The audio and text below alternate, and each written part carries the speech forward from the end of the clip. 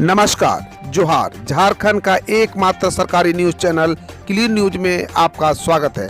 समस्या किसान से जुड़ा हो या हो पारा शिक्षकों का मुद्दा, हर खबर पर होगी हमारी पैनी नज़र। सभी खबर सिलेक्टेड और काम की है, तो वीडियो के अंत तक बने रहें।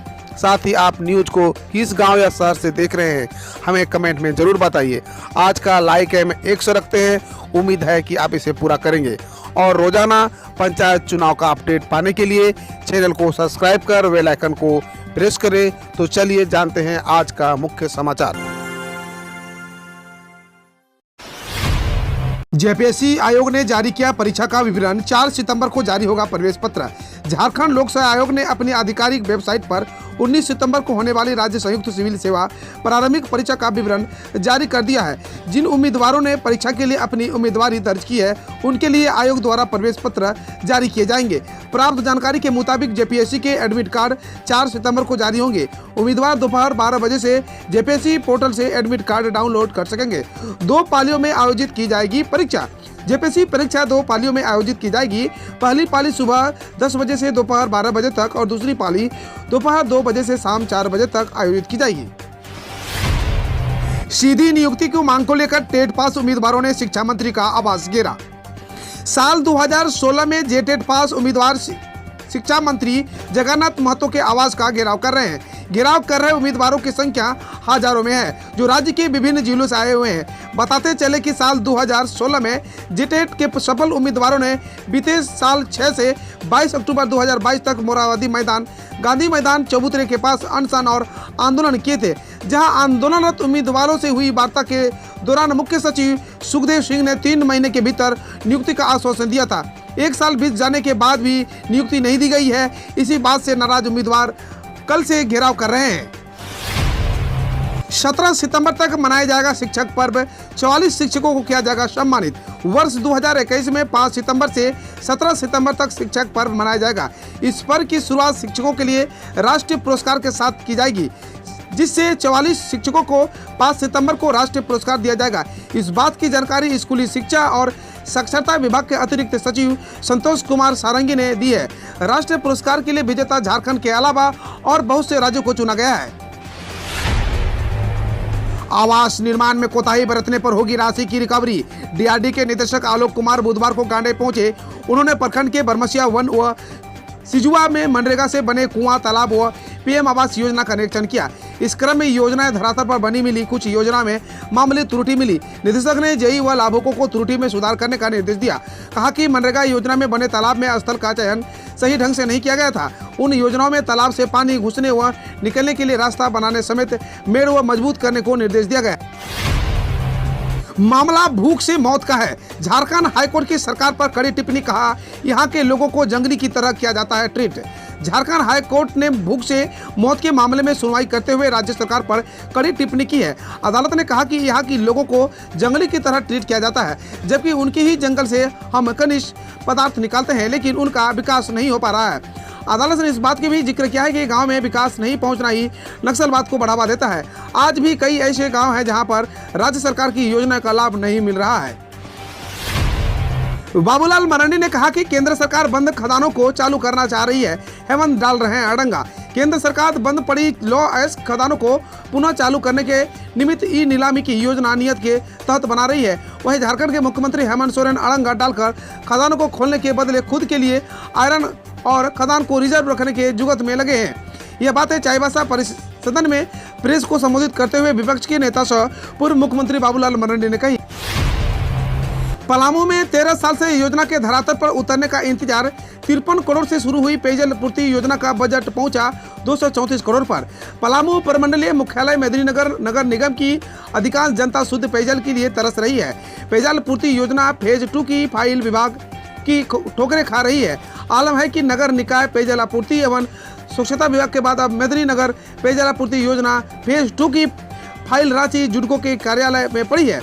योजना के मामले पर 12 वर्षों से विभाग को खेल चल रहा है। इसके बावजूद जनप्रतिनिधियों के अलावा अधिकारियों की उदासीनता के कारण अब योजना धरातल पर नहीं उतरी है। पूर्व में टेंडर हुआ, अब निर्माण कार्य अधूरा ही रह गया था। बन्ना गुप्ता ने कहा, झारखंड सहिया बहनों का मानदेय बढ़ाए केंद्र सरकार। केंद्रीय क्षमा प्रभाग भारत सरकार की ओर से सक्रिय टीबी खोज एवं निक्षय पोषण योजना डीबीटी का विशेष अभियान का शुभारंभ वर्चुअल माध्यम से गुरुवार को केंद्रीय स्वास्थ्य मंत्री मनसुख मांडविया ने किया। कार्यक्रम में सभी राज्यों के स्वास्थ्य मंत्रियों ने भाग लिया। राष्ट्रीय स्वास्थ्य मिशन सभागार नामकुम में राज्य के स्वास्थ्य मंत्री बन्ना गुप्ता भी वर्चुअल माध्यम से शामिल हुए। झरिया एक आग का दरिया है, इसी में डूबकर जीना है। बारिश का दौर है। झरिया के लिलोरी पतरा निवासी राजीव पांडे बेहद परेशान है। वो भी क्यों नहीं, आग प्रभावित इस बस्ती में हर और गैस रिसाव हो रहा है। कई घरों के अंदर भी आखिर कहां जाएं? हर पल मौत का साया मंडराता है। पता नहीं कब घर जमीन जोद हो जाए। अपना दर्द बताते हुए राजीव की आंखें छलक उठी। बोले कहां जाएं? सिर पर यही एक छत है। भूमिगत आग के बीच रह रहे हैं, जान हथेली पर लेकर, मगर कोई देखने सुनने वाला नहीं है। आज तक पुनर्वास नहीं हुआ। दरअसल झरिया पुनर्वास योजना के तहत अगस्त 2021 तक 1 लाख परिवारों को सुरक्षित जगह ले जाना था, मगर 2500 को ही बेलगड़िया पुनर्वास कॉलोनी भेजा गया जा चुका है। इधर पीएमओ भी झरिया पुनर्वास योजना पर गंभीर है। हाई पावर कमेटी बना दी गई है, उसे 2 महीनों में रिपोर्ट देनी है। झारखंड में मास्क नहीं पहनने पर सेना के जवान की पुलिस कर्मियों ने बेरहमी से पिटाई की। 3 आरोपी निलंबित। झारखंड के चतरा जिले में मास्क न पहनने पर भारतीय सेना के एक जवान की बुधवार को पुलिस कर्मियों ने बेरहमी से पिटाई कर दी।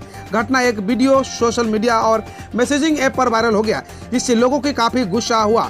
इसके बाद 2 अन्य अधिकारियों के साथ 3 पुलिस कर्मियों को निलंबित कर दिया गया। चतरा के पुलिस अधीक्षक कार्यालय में अधिकारियों द्वारा सौंपी गई घटना की रिपोर्ट के आधार पर यह कार्रवाई की गई।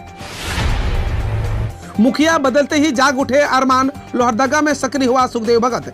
कांग्रेस पार्टी के पूर्व अध्यक्ष और लोहरदगा के पूर्व विधायक सुखदेव भगत लंबे समय के बाद एक बार फिर से क्षेत्र में सक्रिय हो चुके हैं। सुखदेव भगत गांव-गांव पहुंचकर जनता दरबार के माध्यम से समस्याएं सुन रहे हैं। फुटबॉल प्रतियोगिता को भी लोगों से मिलने का माध्यम बनाया है। युवाओं के करीब जाने की कोशिश कर रहे हैं। ऐसा लग रहा है जैसे कांग्रेस पार्टी के झारखंड प्रदेश अध्यक्ष का चेहरा बदलने के साथ ही पार्टी में फिर एक बार लौटने की अरमान जाग उठी है। कोरोना की महामारी के मार से तेजी से ऊपर रही झारखंड की अर्थव्यवस्था इस महीने जीएसटी बेट से खजाने के लिए 1477 करोड़। झारखंड की अर्थव्यवस्था कोरोना महामारी की मार से तेजी से उभर रही है। जीएसटी व बेट से हासिल होने वाले राजस्व में इजाफा इसकी पुष्टि कर रहा है।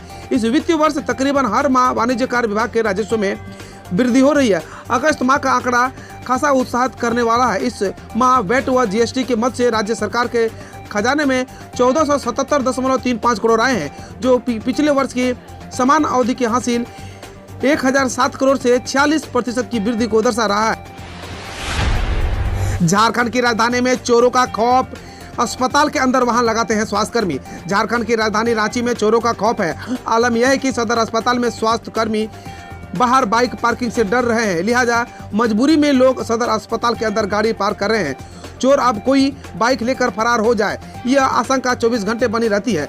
अस्पताल से एक के बाद एक लगातार बाइक की चोरी हो रही है। बताते चले कि महीने में करीब आधे दर्जन गाड़ियां चोरी हो चुकी है। खूंटी के बल्हालेन सांगा की बेटी शीतल सांगा फार्मेसी की विद्यार्थी है। सदर अस्पताल में उनकी ड्यूटी लगी हुई है, वह ड्यूटी पर आई थी।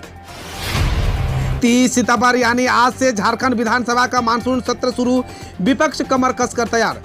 3 सितंबर यानी आज झारखंड विधानसभा का मानसून सत्र शुरू हो रहा है, जो 9 सितंबर तक चलेगा। सत्र को लेकर सभी दल अपनी अपनी रणनीति बनाने में जुट गए हैं। एक तरफ विपक्ष सदन में सरकार को घेरने के लिए अपनी तैयारी कर रहा है, तो दूसरी तरफ सरकार भी विपक्ष के हर एक सवाल का जवाब देने के साथ विपक्ष को घेरने की तैयारी कर रहा है। झारखंड में पहली बार ट्रांसजेंडरों को मिली बड़ी जिम्मेदारी। टाटा स्टील संभवतः देश की पहली ऐसी कंपनी होगी जो किसी पोस्ट के लिए सिर्फ ट्रांसजेंडरों को बहाल करेगी। टाटा स्टील के वेस्ट बोकारो में अर्थ बूमिंग मशीन यानी डंपर, डोजर, ड्रिल, एक्सकवेटर जैसे मशीनों को चलाने के लिए ट्रांसजेंडर ड्राइवर की बहाली निकाली है। इसके लिए केवल LGBT आवेदन कर सकते हैं। कंपनी 26,900 रुपये मासिक वेतन सहित सभी सुविधाएं भी देगी। अब खबर देश विदेश और देश की विभिन्न योजनाएं एवं झारखंड के पड़ोसी राज्यों से। बिहार पंचायत चुनाव में इस बार घूंघट की ओट में नहीं होगा खेल। फर्जी वोटर्स पर महिला कर्मी लगाएंगी लगाम। बिहार में पंचायत चुनाव की तैयारियां तेज हो कर दी गई है। जिले में कुल 10 चरणों में निर्धारित चुनाव का आगाज द्वितीय चरण में राजपुर प्रखंड से होगा। राजपुर प्रखंड के लिए 7 सितंबर से नामांकन की प्रक्रिया प्रारंभ होगी तथा 29 सितंबर को मतदान कराए जाएंगे। इस बीच चुनाव को स्वच्छ, निष्पक्ष व पारदर्शी संपन्न कराने हेतु राज्य चुनाव द्वारा निर्देश जारी कर दिया गया है ताकि किसी तरह की गड़बड़ी की शिकायत से निपटा जा सके। ट्रेन में बॉडी वॉर्न कैमरा से लैस होंगे आरपीएफ के जवान, क्राइम कंट्रोल के लिए इंडियन रेलवे का अनोखा प्रयोग। चलती ट्रेन में यात्रियों की सुरक्षा को ध्यान में रखते हुए अब आरपीएफ की escort party body worn camera से लैस होगी। यह कैमरा कंधे के पास लगा होगा। मुजफ्फरपुर आरपीएफ को 12 कैमरा मिला है। फिलहाल आरपीएफ 3 ट्रेनों में स्कॉट कर रही है। जल्द ही यह सुविधा बहाल कर दी जाएगी। स्कॉट पार्टी के ट्रेन में चढ़ने की यह कैमरा ऑन हो जाएगा। योगी कैबिनेट के बड़े फैसले, पीपीपी मॉडल पर 16 जिलों में खुलेंगे मेडिकल कॉलेज, ललितपुर में बनेगा एयरपोर्ट। योगी सरकार की कैबिनेट बैठक गुरुवार को हो गई। बड़े फैसले के लिए गए मंत्री सिद्धार्थनाथ सिंह ने बताया कि 16 जिलों में पीपीपी मॉडल के आधार पर मेडिकल कॉलेज खोले जाएंगे। इसके लिए जिलों के नाम भी तय हो गए हैं। उन्होंने बताया कि मुख्यमंत्री योगी आदित्यनाथ के महत्वाकांक्षी गंगा एक्सप्रेस वे के RFQ और RFP को भी मंजूरी मिल गई है। ललितपुर में बनेगा एयरपोर्ट बनाया जाएगा क्योंकि वहां डिफेंस कॉरिडोर भी बन रहा है। बुजुर्गों को लेकर सीएम योगी ने दी बड़ी सौगात। राशन पानी से लेकर दवाई तक होगा इंतजाम, जानिए कैसे।